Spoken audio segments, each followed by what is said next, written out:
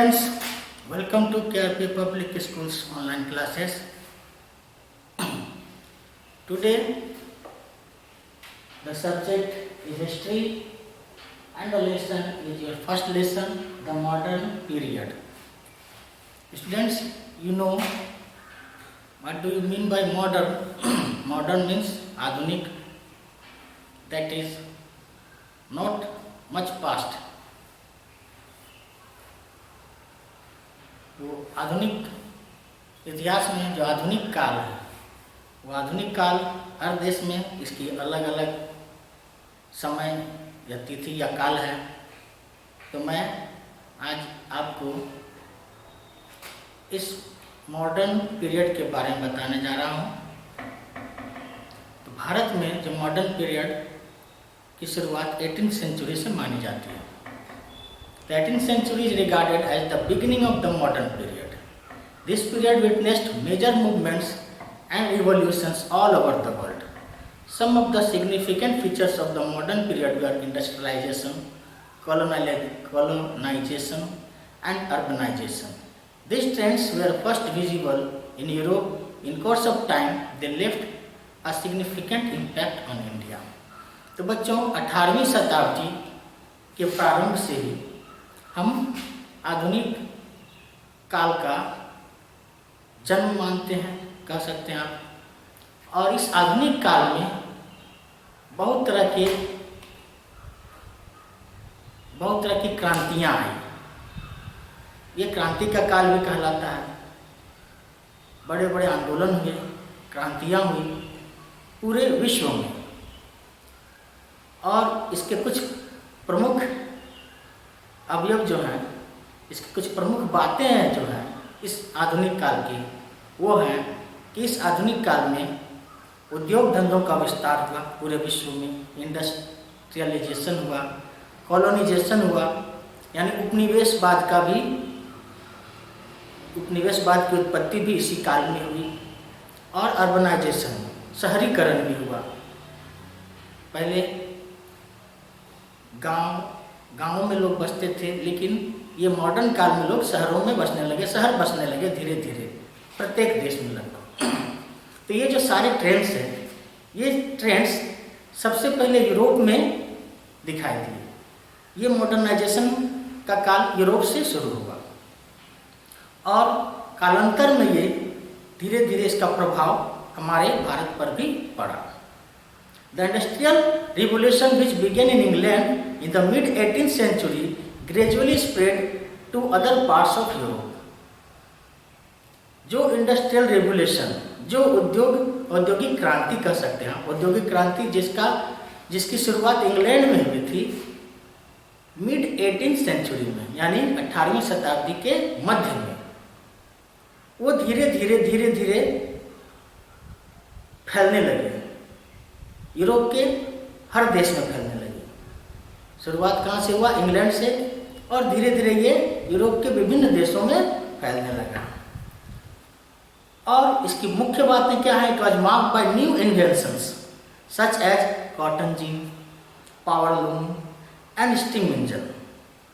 Through various voyages in the sea, the Europeans discovered vast areas all over the world that could provide cheap raw materials and labor, besides serving as a market for the finished products. This resulted in the establishment of various colonies in different parts of the world. तो नए invention, नए आविष्कार होने लगे Europe में, नए inventions हुए।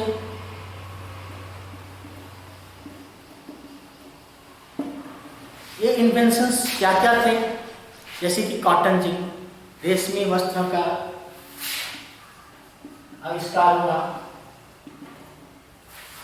रेशमी वस्त्र का आविष्कार हुआ। पावर लूम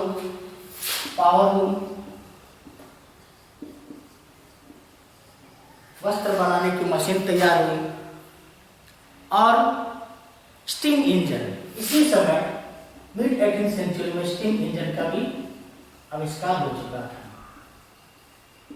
ये सारे आविष्कार यूरोप में थे। कहाँ हुए? यूरोप में हुआ इन mid-18th सेंचुरी।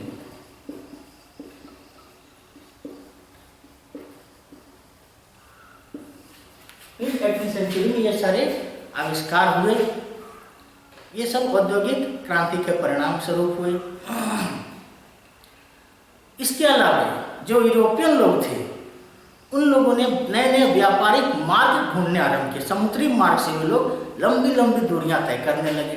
दूसरे दूसरे यूरोप से दूसरे मतलब देशों में जाने लगे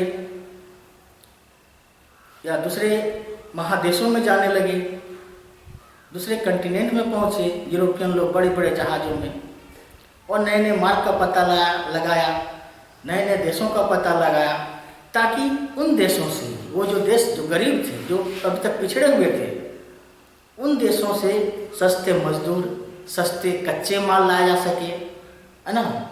सस्ते मजदूर और सस्ते कच्चे मालों को लाकर वो अपने देश में उनका निर्माण करते थे और अपनी मशीनों से उनका निर्माण करते थे, सामानों का उत्पादन करते थे और उनको फिर से जाकर उन्हीं देशों में ज़्यादा दाम में, अधिक दामों में बेचा करते थे। तो इससे उनका मार्केट बहुत बड़ा हो गया। उन्होंने बहुत अच्छे प्रोडक्ट्स बनाए और मार्केट भी बनाया अपना। बहुत बड़े लंबे लंबे नाविकों ने लंबी लंबी दूरियां तय की समुद्री मार्गों से, बहुत खतरा भी उठाया। और इस तरह से यूरोपीय देशों ने क्या किया, लगभग सभी कंटिनेंट पर अपना उपनिवेश स्थापित कर लिया, यानी कॉलोनी स्थापित कर लिया।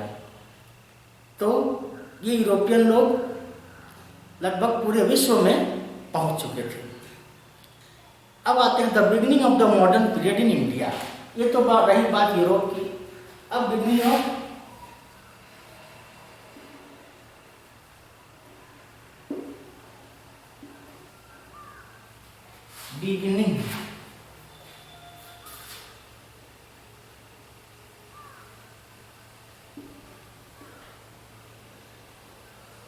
Of modern period of India. Bharat में आधुनिक काल कब शुरू हुआ या कब इसकी शुरुआत हुई, इसके बारे में काफ़ी मतभेद है इतिहासकारों में। आपके कोर्स के हिसाब से मैं बताता हूँ आपको, आपके बुक के हिसाब से। The modern period began in 18th century in India after the death of the Mughal emperor Aurangzeb in 1707. The Mughal Empire began to decline. This was followed by political instability that became rampant throughout those territories of the Indian subcontinent that were under Mughal rule. तो भारत में हम आधुनिक काल की शुरुआत औरंगजेब की मृत्यु के बाद मानते हैं। औरंगजेब जो कि अंतिम मुगल शासक था, उनकी मृत्यु 1707 ईस्वी में हुई और उसके बाद मुगल एम्पायर यानी मुगल साम्राज्य का पतन होने लगा धीरे धीरे। और भारत में उस समय जब मुगल साम्राज्य का पतन होने लगा तो काफ़ी अस्थिरता आई हमारे देश में, भारत में। और सभी जो मुगल साम्राज्य के अंतर्गत जितने भी राज्य थे छोटे छोटे, सब खुद ब खुद स्वयं आज़ाद होने लगे, एक एक करके सब आज़ाद होना शुरू हो गए। तो इस तरह से इंडियन सब कॉन्टिनेंट, उस समय सब कॉन्टिनेंट कहलाता था, उससे मुगल साम्राज्य बहुत दूर तक फैला था। आज का जो भारत का नक्शा हम देखते हैं उससे काफ़ी बड़ा था उस समय में। तो सारे राज्य के जो वहाँ के देख रेख करने वाले जो भी जमींदार थे, सब आज़ाद होने लगे धीरे धीरे। Many provincial kingdoms including Awadh, Bengal and Hyderabad declared their independence. These were called succession states. तो क्षेत्रीय राजाओं ने, जो छोटे छोटे राजा थे, क्षेत्रीय राजा जिनको कहते थे, उन लोगों ने अपने आप को आज़ाद घोषित कर दिया। जैसे अवध हुआ, बंगाल हुआ, हैदराबाद हुआ, इन सब क्षेत्रों के राजाओं ने अपने आप को आज़ाद कर लिया।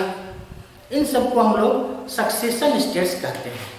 मुगल साम्राज्य के पतन के बाद जिन राजाओं ने अपने अपने राज्यों को आज़ाद किया, उनको सक्सेशन स्टेट्स कहा जाता है। जैसे बंगाल,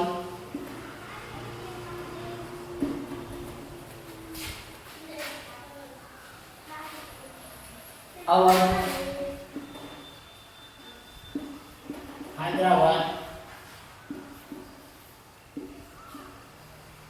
इन सब एटसेट्रा, इन सब स्टेट को सक्सेशन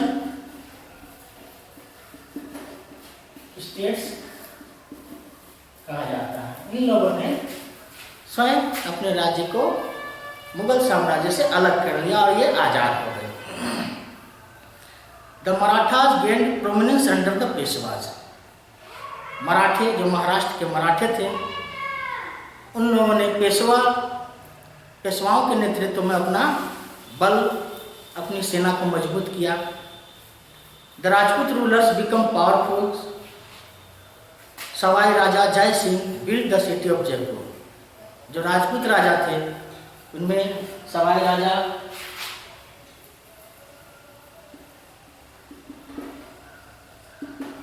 जय सिंह के नेतृत्व में जयपुर, सिटी ऑफ जयपुर बनाया उन्होंने। ये राजपूत राजाओं ने आजाद होने के बाद अपने आप को काफी शक्तिशाली बना लिया, उनका अलग साम्राज्य बन गया।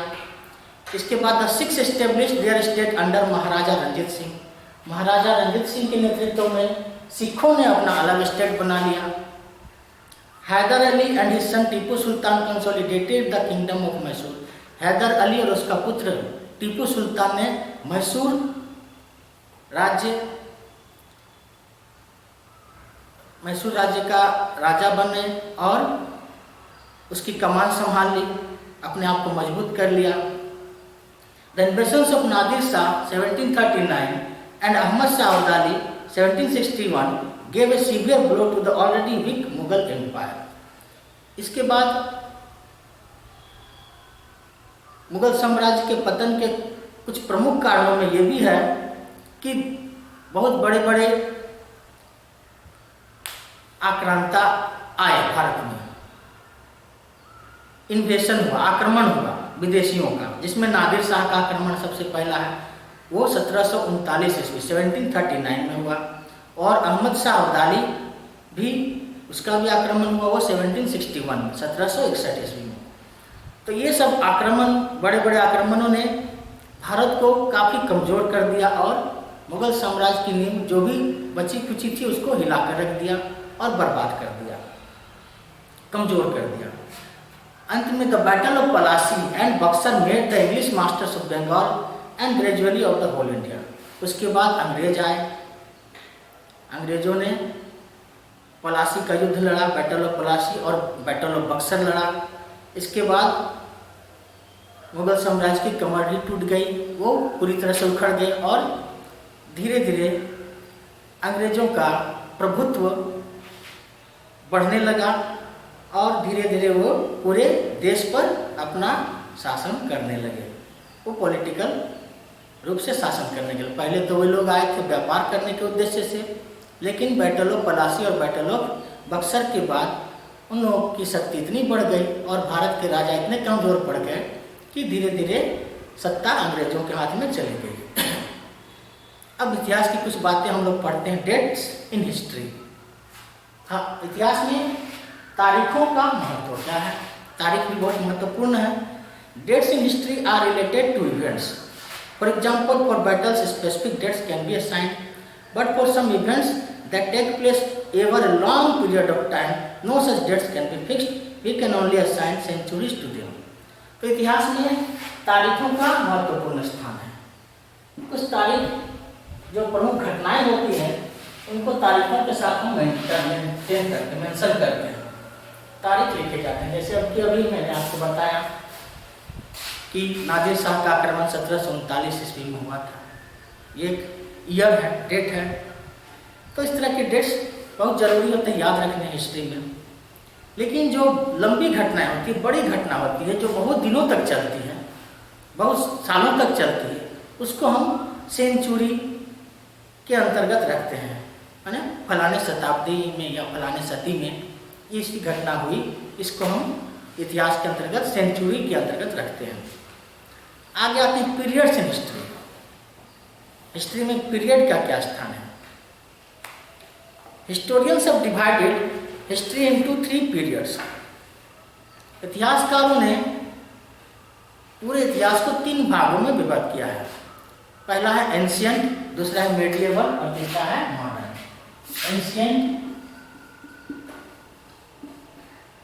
मेडिएवल और मॉडर्न, ये 3 काल है इतिहास के, है ना। ये पीरियड्स है, 3 पीरियड्स।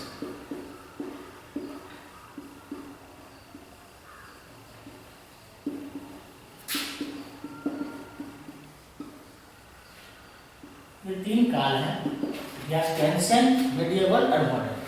एंशिएंट प्राचीन इतिहास, मेडिएवल मध्ययुगीन इतिहास और मॉडर्न आधुनिक युग का इतिहास। तो 3 कालों में विभाजित किया गया है। This divisions mark how society, economy, culture of one period deferred from the proceeding और सक्सीडिंग पीरियड्स। इन पीरियड में बांटने का मुख्य कारण ये है, यह डिवीजन करने का उद्देश्य ये है कि इन तीनों विभिन्न समयों में जो पूरे विश्व की या देश की, सभी देशों की जो सामाजिक, आर्थिक और सांस्कृतिक स्थितियां थी, वो तीनों कालों में अलग अलग थी। प्राचीन काल में जो सांस्कृतिक या औद्योगिक या फिर सामाजिक स्थिति थी, वो मॉडर्न काल से या मेडिएवल पीरियड से बिल्कुल ही अलग थी। या फिर मेडिएवल पीरियड में जो सांस्कृतिक, सामाजिक और औद्योगिक स्थितियां थी, वो एंशिएंट और मॉडर्न से अलग थी। तो इसीलिए काल में विभाजित किया गया। We divide history into periods on the basis of something which has brought about profound change in the way we live.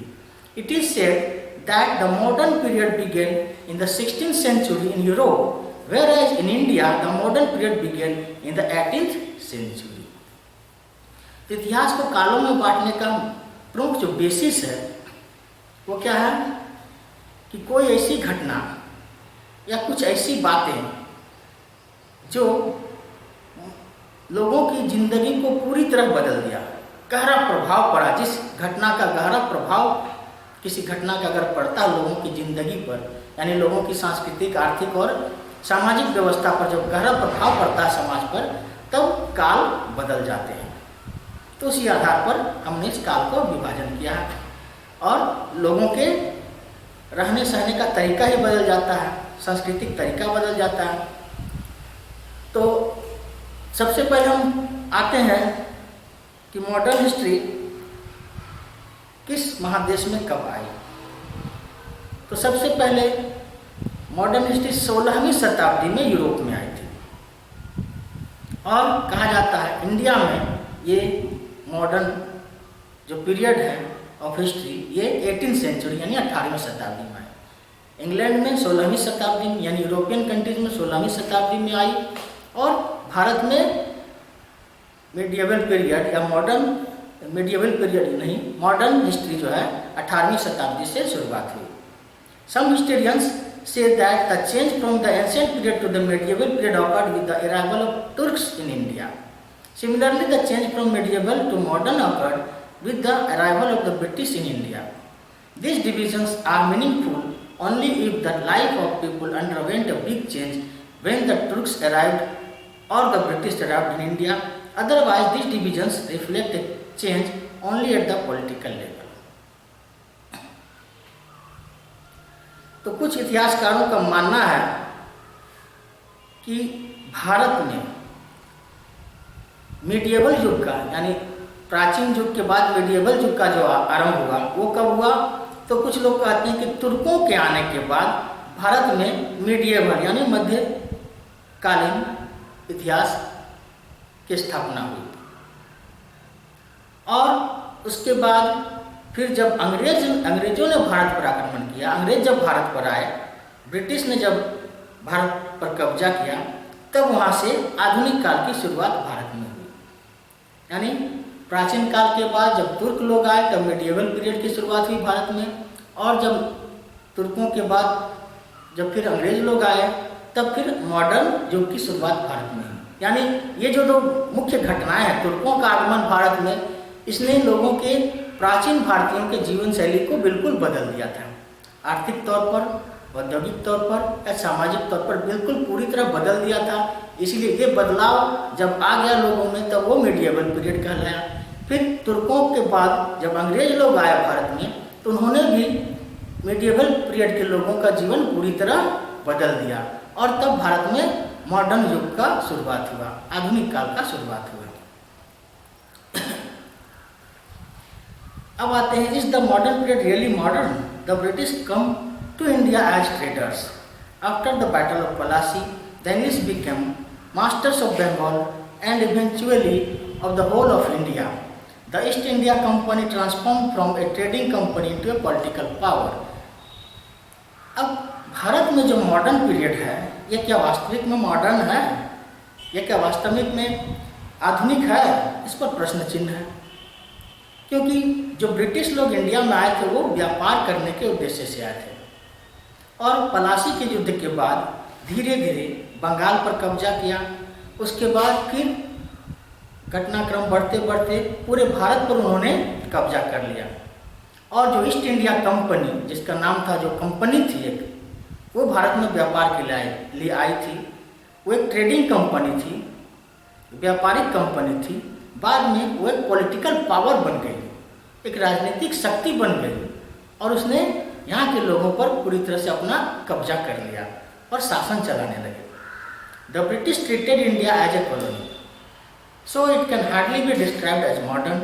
Indian historians call this the colonial period. इसीलिए बच्चों, ये जो मॉडर्न पीरियड का शुरुआत हम लोग मानते हैं ब्रिटिश के इन्वेशन के बाद, ब्रिटिश के इन्वेशन के बाद जो मॉडर्न युग की शुरुआत हुई, इसको हम लोग मॉडर्न युग कहना सही नहीं है। इतिहासकार भी नहीं कहते हैं और जो ब्रिटिश लोगों ने भी इसको मॉडर्न नहीं कहा था, इसको कॉलोनियल पीरियड कहा था।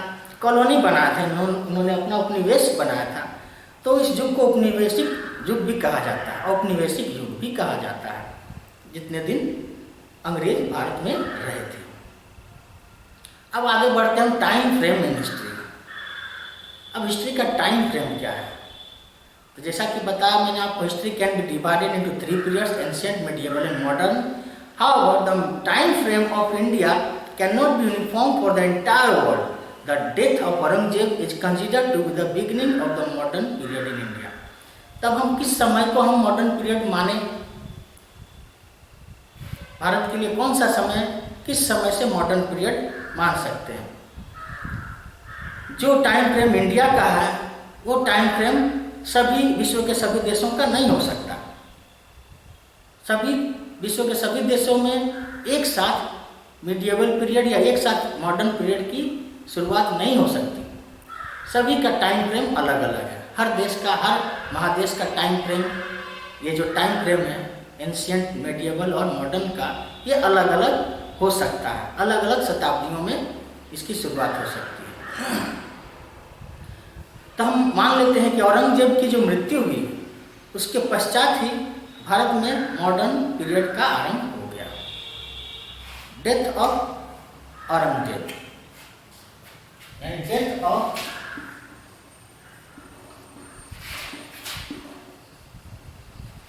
Aurangzeb is considered to be the beginning of modern period in India।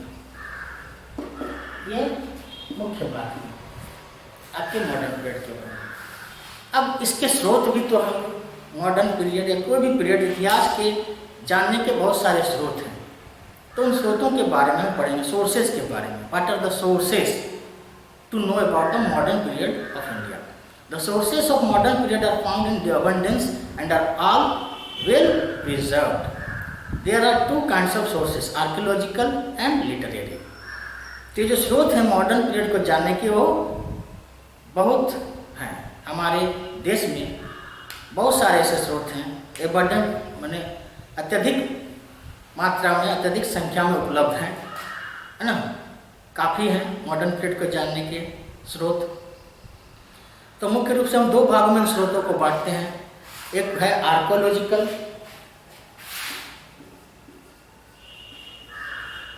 sources to know modern period.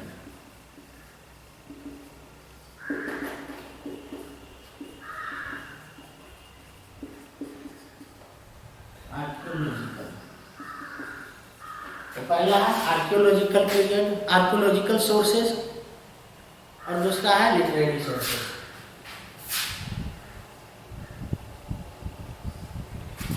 दूसरा है लिटरेरी सोर्सेस। ये आर्कियोलॉजिकल क्या है? आर्कियोलॉजिकल सोर्सेस वो है भूतत्व, यानी जो आर्कियोलॉजी डिपार्टमेंट के पास सुरक्षित है, यानी कुछ ऐसे अवशेष उस जमाने की प्रतिलिपियां या उस जमाने की जो सिक्के, मूर्तियां या फिर बिल्डिंग मटेरियल, ये सब आर्कियोलॉजिकल रिसोर्सेस में आते हैं। और लिटरेरी रिसोर्स में जो कुछ भी उस समय में लिखा गया, मॉडर्न काल जब से आरंभ हुआ तब से जो कुछ भी, या मेडिएवल पीरियड जो आरंभ हुआ उसका जो कुछ भी लिखा गया, जो पुस्तकें हैं जो लिखी गई हैं उस वक्त में, वो सब ये स्रोत होते हैं। तो इस तरह से आर्कियोलॉजिकल स्रोत वो होते हैं जो मेटल के रूप में मिलते हैं या बिल्डिंग के रूप में मिलते हैं या फिर कोई भी जमीन के अंदर गड़े हुए मिलते हैं, कोई भी संपत्ति, ये सब जो होते हैं आर्कियोलॉजिकल स्रोत होते हैं। और लिटरेरी स्रोत जो कि लिखे हुए रूप में होते हैं, जैसे वेद हो गया, उपनिषद हो गया, रामायण हो गया, महाभारत, और भी बहुत तरह की किताबें, पुस्तकें जो मुगल काल में लिखी गई, आईन अकबरी, और जो भी पुस्तकें लेखकों ने लिखी है उस दौर में, वो सारे इतिहास को जानने के स्रोत में आते हैं। तो सबसे पहले हम आर्कियोलॉजिकल रिसोर्स के बारे में जानते हैं। This include buildings such as the Parliament House, Rashtrapati Bhavan, India Gate, Red Fort and Gateway of India. तो मॉडर्न युग के सबसे पहले जो आर्कियोलॉजिकल रिसोर्स में आते हैं, मॉडर्न आर्कियोलॉजिकल रिसोर्सेज में, वो आप देख सकते हैं जो पार्लियामेंट हाउस है, भारत का पार्लियामेंट हाउस, ये भी मॉडर्न कला का नमूना है। राष्ट्रपति भवन, इंडिया गेट और लाल किला और गेटवे ऑफ इंडिया, ये सब आधुनिक काल के आर्कियोलॉजिकल सोर्सेस हैं। अब लिटरेरी सोर्सेस में आते हैं। Literary sources include original documents such as government orders and official correspondence. These are well preserved in the archives and give us the first hand knowledge of events.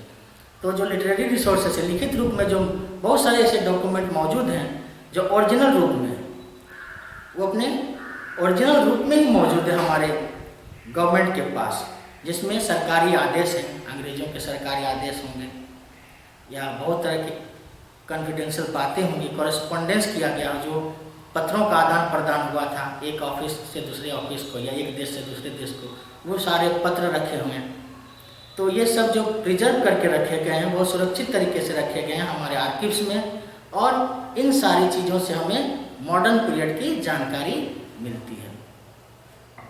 Survey reports, तीसरी बात आती है survey report, जो sources में है archaeological literary resources तो हो गया, सर्वे रिपोर्ट्स भी हमें मॉडर्न काल के बारे में बहुत कुछ बताता है। सर्वे रिपोर्ट्स क्या है?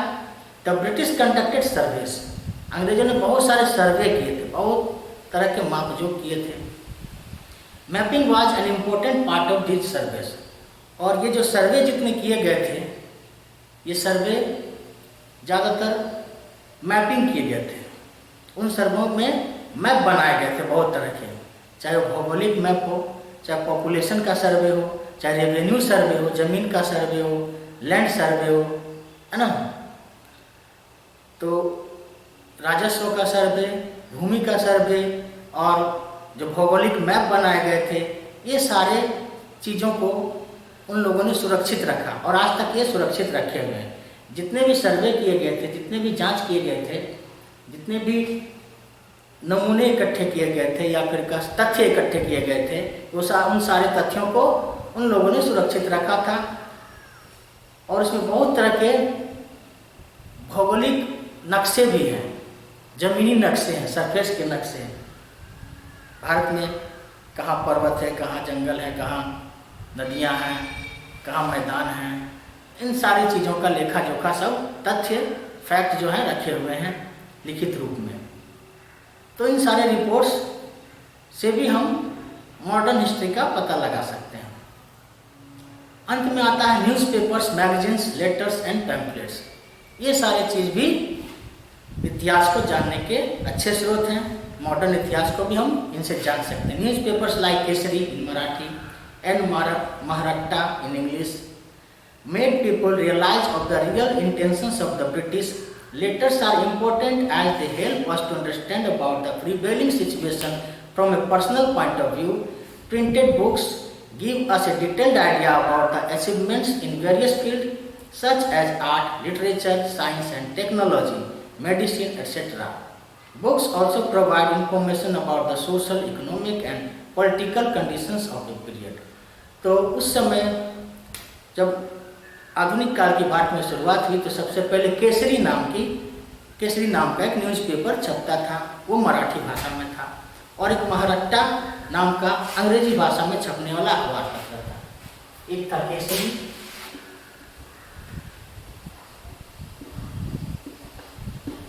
ये मराठी में छपता था, और दूसरा था महाराष्ट्र, ये अंग्रेजी में छपने वाला अखबार था।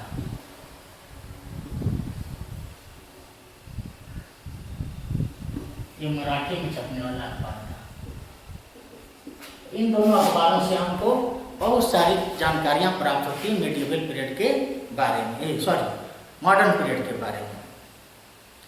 इसके अलावा बहुत सारे लेटर्स, बहुत सारी पत्रिकाएं प्रकाशित हुई इस मॉडर्न काल में, उनसे भी उस समय के, उस काल की स्थितियों का ब्यौरा हमें मिलता है। इससे हमको पता चलता है कि उस समय के लोग किस कंडीशन में रहते थे, उस समय की स्थिति कैसी थी, वहाँ उस समय शासन कैसा होता था, वो जो भी अंग्रेज़ों का शासन था या अंग्रेज लोग किस तरह से मतलब लोगों पर अपना प्रभाव जमाते थे।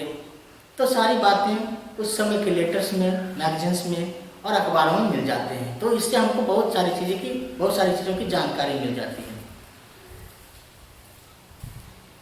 इसके अलावा उस समय बहुत सारी पुस्तकें भी छपी थी, बहुत सारे लेखकों ने उस समय का वर्णन किया था, उस समय में लोग कैसे रहते थे। मॉडर्न पीरियड जब शुरू हुआ, अंग्रेजों का शासन आया, तो उस समय लोगों का जीवन कैसा था, क्या क्या बदलाव आया उसमें, लोगों के जीवन में कितना बदलाव आया, कैसे लोग लोगों की उन्नति हुई या अवनति हुई। इन सारी बातों के बारे में लेखकों का जो योगदान है, बहुत अधिक योगदान है। उन्होंने बहुत सारी पुस्तकें लिखी, डिटेल आइडिया लेके अपने अपने विचार प्रस्तुत किए कि क्या क्या अचीवमेंट हुआ, क्या क्या उस समय तैयार हुआ, उसका निर्माण हुआ किन चीज़ों का, और जो अच्छाई बुराई, जितने भी उस समय की परिस्थितियों के हिसाब से जो भी लोगों पर अच्छाई बुराई का प्रभाव पड़ा, सब कुछ लोगों ने लिखा। तो ये सारे भी स्रोत हमारे लिए बहुत महत्वपूर्ण हैं। और जो अचीवमेंट हुए, जो कुछ भी आविष्कार हुए विज्ञान के क्षेत्र में हो, कला के क्षेत्र में हो, साहित्य के क्षेत्र में हो, और टेक्नोलॉजी तकनीक के क्षेत्र में हो, दवा के क्षेत्र में, चिकित्सा के क्षेत्र में, जितने भी आविष्कार हुए, उन सब बातों को भी हम उन पुस्तकों में पढ़ते हैं, देखते हैं, और उससे भी जान पाते हैं कि उस युग में, उस समय में कौन कौन सी बातें हुई, घटित हुई, और इससे हमें उस काल के बारे में पूरी जानकारी प्राप्त होती है। तो बच्चों, ये था आपका ये पहला लेसन, द मॉडर्न पीरियड, ये इतिहास का पहला लेसन है। आप लोग अब, मैं आपको बुक का कुछ क्वेश्चन दूंगा, वो 1-2 क्वेश्चन आपको मैं होमवर्क के रूप में देता हूँ, उसको आपको करना है, लिखना है। बहुत ही शॉर्ट क्वेश्चन है, बहुत ही आसान सा क्वेश्चन है, मैं आपको दे देता हूँ। आप इसे आराम से होमवर्क के रूप में पूरा कीजिए।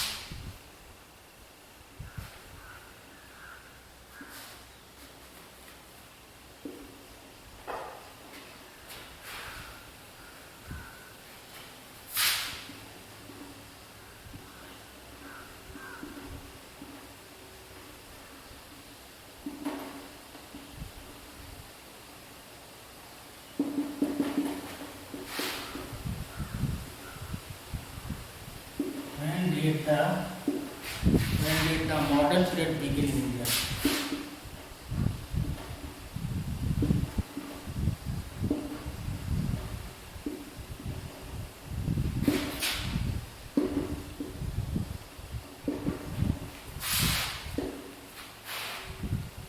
3 succession states.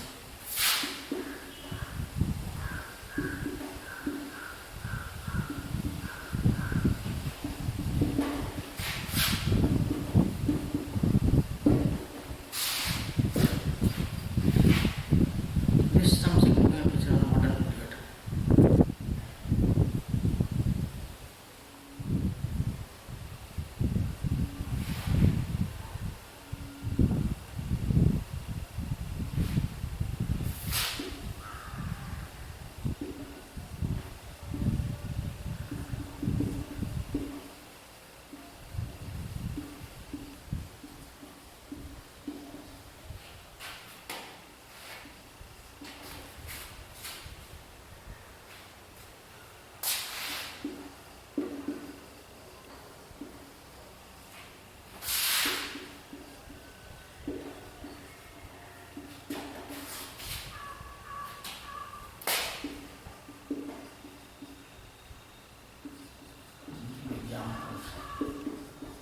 तो ये 3 क्वेश्चन मैं आपको दिया हूँ, इसको आप कंप्लीट करेंगे।